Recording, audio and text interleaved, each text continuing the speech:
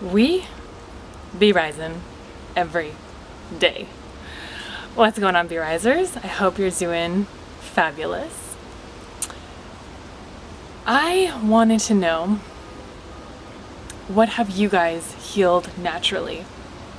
If you could leave it in the comment section down below, what you've healed, all the symptoms you've healed naturally and what you've done.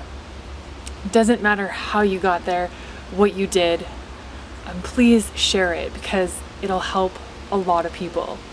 And the more we can put the message out there about natural healing and whatever means you did to heal it, it's going to help so many people. And just with my own story, you guys know I've healed ovarian cysts, endometriosis, constipation, bowel problems, skin issues. The list goes on. But sometimes we forgot how far we've come, and we may have forgot all the symptoms we've healed just because we don't feel them anymore. So I think it's good to, look back and see how far each of us have come and what we've healed and how much we've learned. So please share down below, and I know we're going to help a lot of people. As always, be rising.